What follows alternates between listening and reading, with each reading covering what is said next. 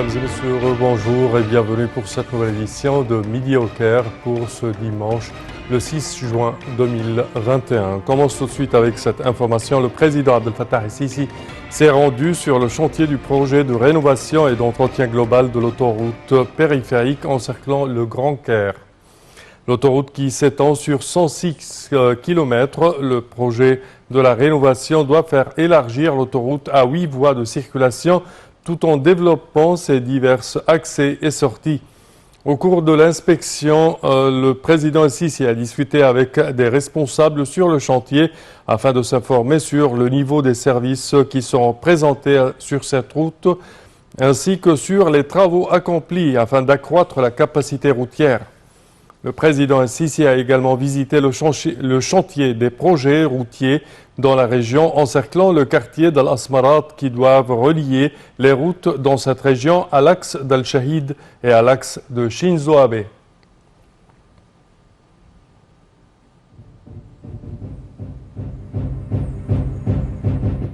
Les marines égyptiennes et françaises ont effectué un exercice maritime conjoint dans la zone de la flotte du Nord, dans la Méditerranée. L'exercice s'est déroulé avec la participation des 2 frégates égyptiennes et françaises de type Lafayette. Les forces des 2 marines ont effectué un exercice de défense aérienne et des exercices tactiques. Cet exercice s'inscrit dans le cadre du plan de commandement général des forces armées visant à renforcer la coopération militaire avec les pays frères et amis et l'échange d'expertise.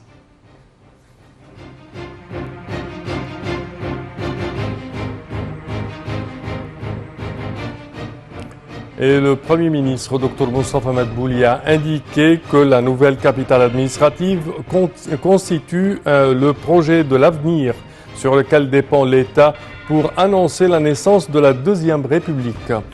Dr Madbouli a souligné que les directives du président Abdel Fattah el-Sisi consistent à mettre en place les projets de la nouvelle capitale en respectant les normes les plus hautes de qualité et de perfection.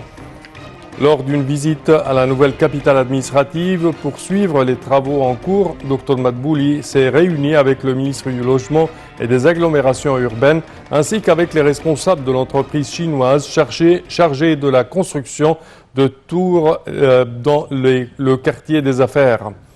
Au cours de la réunion, Dr Madbouli a donné ses directives d'accélérer le rythme des travaux afin de respecter les calendriers déjà fixés.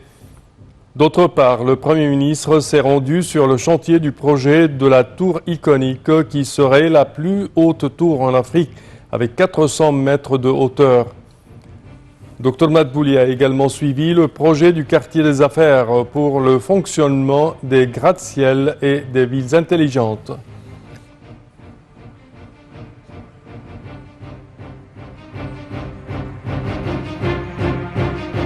Et en effet, le Premier ministre, Dr Moustapha Madbouli, a effectué une visite à El Ain Sokhna et la zone économique du canal de Suez afin de suivre l'évolution des travaux des projets mis en œuvre récemment.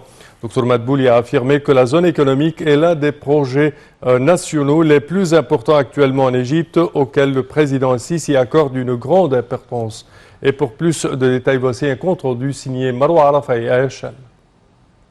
Le Premier ministre Moustapha Madbouli a entamé samedi une tournée élargie dans la zone économique du canal de Suez à Ain Sokhna pour suivre l'avancement des projets en cours, les travaux de développement d'infrastructures et des établissements, ainsi que de la mise au point du port de Ain Sokhna. Lors de son arrivée, le Premier ministre a affirmé que la zone économique du canal de Suez était l'un des plus grands projets nationaux auxquels l'État accorde une importance considérable et faisant l'objet d'un suivi personnel du président Abdel Fattah el-Sisi. Madbouli a entamé sa tournée par la visite du complexe pétrochimique de la mer Rouge pour poser la pierre de base du premier complexe industriel de produits pétroliers et chimiques dans la zone économique. La création de ce complexe s'inscrit dans le cadre du plan de l'Égypte pour répondre aux besoins du marché local en matière des produits pétroliers et pétrochimiques. Les procédures de la mise en œuvre du projet sont en cours d'achèvement, a-t-il indiqué, soulignant que le fonctionnement effectif du complexe doit démarrer au premier semestre de 2020.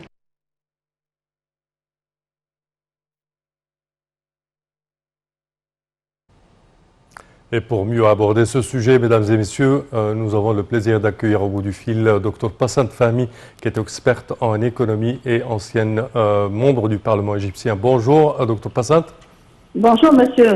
Alors, si on parle de cette visite d'inspection du Dr Moustapha Madbouli dans la zone économique à Ain Sokhna et au canal de Suez, comment voyez-vous ce grand projet et son effet sur l'économie égyptienne?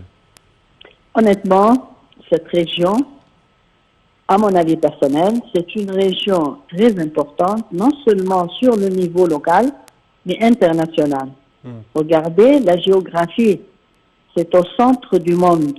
Oui. Alors le développement de l'Égypte pour cette zone-là, bien sûr, ça vient, à mon avis personnel, je répète, numéro 1 sur le cadre de développement, parce que ça va faciliter le commerce, les industries, le développement économique, non seulement pour l'Égypte, mais pour le monde entier. C'est une région exceptionnelle qui doit être très bien étudiée.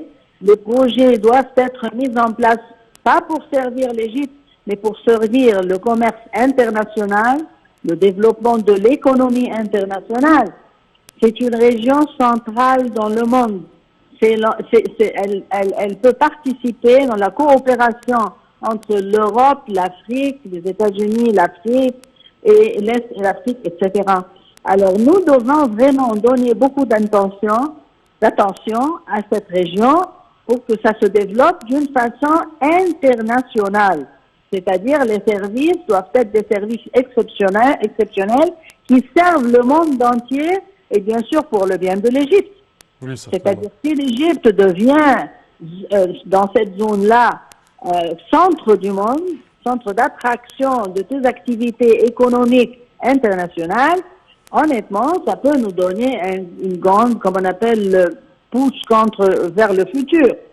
Alors, mais oui, nous avons des projets là-bas très importants industriels, mais nous devons aussi essayer d'avoir des bourses et aussi comme on appelle, des banques internationales.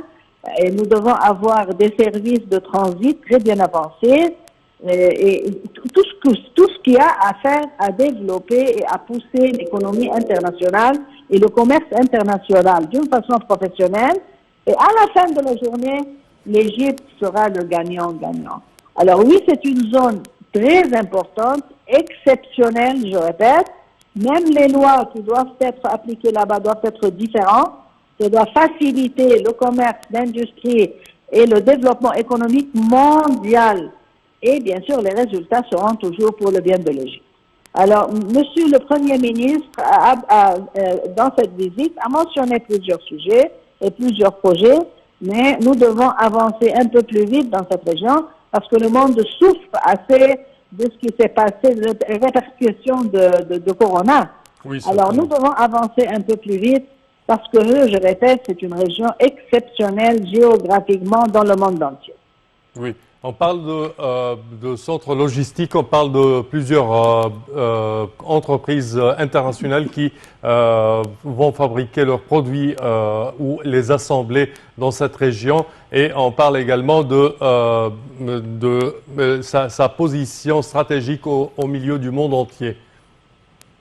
Alors là, comme vous avez mentionné, les multinationales, ces grandes compagnies-là, on doit avoir un environnement, comme on appelle, pas acceptable par eux, mais qui les encourage d'être placés dans cette région. C'est-à-dire, ils ne peuvent pas venir des États-Unis ou de l'Europe ou de la Chine, installer leurs travaux chez nous, et en même temps, nous n'avons pas les services que eux-mêmes. C'est-à-dire, moi je dis toujours, quand on parle d'investissement, nous devons savoir qu'est-ce que les investisseurs veulent, pas ce que nous avons à offrir. Et oui, ils peuvent former comme on appelle, des institutions logistiques, assemblements, etc. Beaucoup de choses, des bourses, je répète, les bourses. Parce que les bourses de commodités, c'est-à-dire du blé, du maïs, du sucre, du café, du thé, nous devons avoir ces bourses spécialisées, peuvent être placées dans cette région et ça peut servir le monde entier. Alors nous devons penser d'une façon internationale, pas une façon régionale ou même locale. Parce Oui. que parfois que les gens parlent, ils ne vont pas payer des taxes. Ce n'est pas les taxes. C'est les services qu'on peut offrir, la facilité, la sécurité, la stabilité. Ça, c'est très important dans cette région pour que tout le monde vienne et travaille avec nous. Parfait, docteur Passante Fahmy, nous tenons à vous remercier de vos éclaircissements. Merci à vous. Et nous enchaînons, chers téléspectateurs, avec ce compte-rendu, toujours dans le même contexte. Docteur Madbouli a visité le complexe pétrochimique de la mer Rouge et a posé la première pierre du premier complexe industriel dans la zone. Dr Madbouli a également inspecté une station de traitement des eaux dans la zone économique. Au cours de sa tournée d'inspection, le Premier ministre a donné ses directives afin d'étudier la possibilité d'accorder des contrats aux entreprises souhaitant travailler dans la zone économique et faciliter les services aux futurs investisseurs. Et pour plus de détails, voici un compte-rendu signé Marwa Arafa et Aïcha. Visite dans la zone économique du canal de Suez samedi, le Premier ministre Moustapha Madbouli s'est rendu au port de Ain Sokhna pour inspecter les travaux d'aménagement en cours dans le port et déterminer les taux d'exécution. Au début de sa visite du port, le Premier ministre a confirmé que les travaux d'aménagement du port de Ain Sokhna s'inscrivent dans le cadre de la mise en œuvre des mandats du président Abdel Fattah el-Sisi, président de la République, pour achever la construction et l'aménagement travaux du port et en faire le plus grand hub portuaire de la mer Rouge au service du mouvement commercial entre l'Est et l'Ouest. La tournée du Premier ministre et de son entourage a commencé par inspecter les travaux de négoce dans le premier bassin qui a reçu le navire chargé de ravitaillement et d'équipement du train monorail. Il a également inspecté le deuxième bassin dans lequel de nouveaux travaux d'agrandissement ont été réalisés par DP World. Ensuite, ils ont inspecté les travaux d'aménagement en cours dans les nouveaux bassins. Le Premier ministre a salué le travail mis en œuvre dans le projet du développement du port de Ain Sokhna, soulignant la nécessité d'accélérer les taux de mise en œuvre en raison de la grande importance de ce projet au service du mouvement commercial mondial.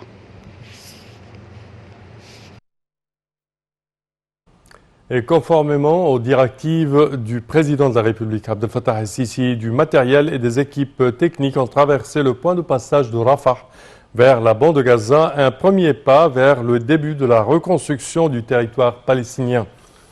Des équipements de génie égyptiens sont arrivés dans la bande de Gaza pour contribuer à la reconstruction de la bande et enlever les ruines et les décombres de la récente agression israélienne. Des dizaines de bulldozers, de grues, de camions transportant des drapeaux égyptiens ont traversé le point de passage vers Gaza au milieu d'une réception officielle populaire des Palestiniens qui ont accueilli le convoi tout en agitant ensemble des drapeaux égyptiens et palestiniens.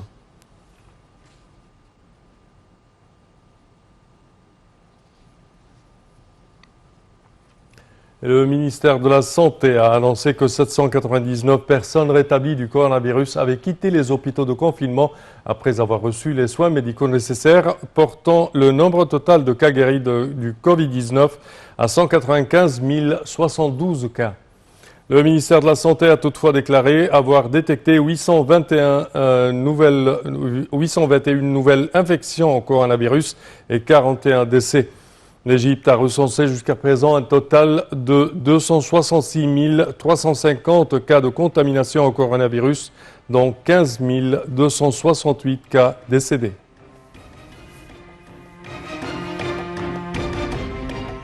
Et ceci conclut, chers téléspectateurs, notre édition d'aujourd'hui de Midi au Caire. Je vous remercie de votre attention et je vous donne demain rendez-vous à la même heure. Merci à vous.